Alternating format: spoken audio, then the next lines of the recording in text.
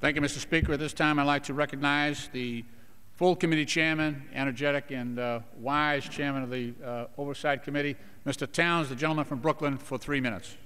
The gentleman from New York is recognized for 3 minutes. Thank you very much. Let me thank you, Mr. Lynch, for the hard work that you've done on this bill.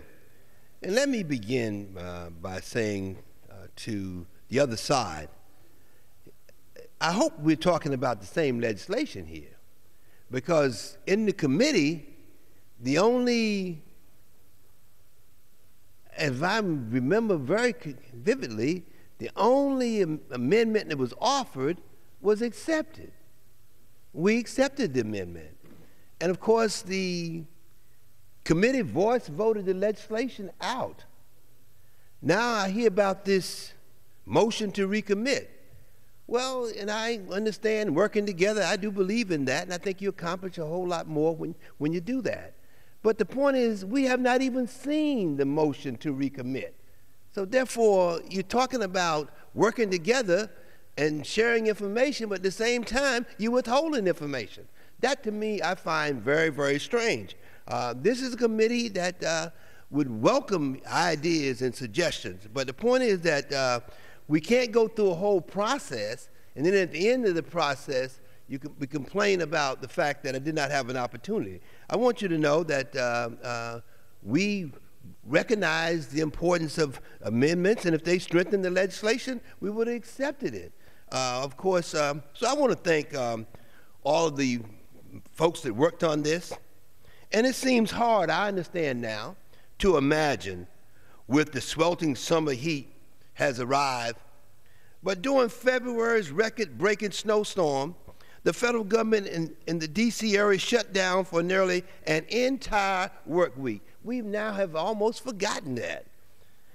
The government lost productivity, was significantly reduced because of so many employees were not able to get to work. After the storm, OPM Director John Barry reported that the government saved approximately $30 million, and I repeat that, saved almost $30 million a day in the productivity costs because of the growing number of teleworking employees. H.R. 1722 will help the government do even better, and I think that we should not lose sight of that. The legislation builds on the government's current telework capability and will strengthen it by requiring the head of each agency to establish a telework policy. The legislation also holds agencies accountable for successful implementation of their telework policies.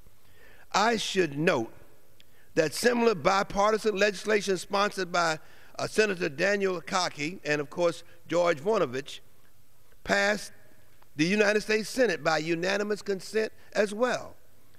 I am pleased to offer my support for this bipartisan, good government bill that will save the taxpayers money while reducing energy consumption, air pollution, and traffic congestion.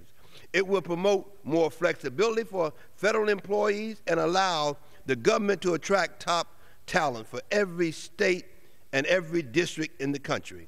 This is a win-win-win legislation. I urge all members to support the bill, and of course, I say to my colleagues, let's move forward.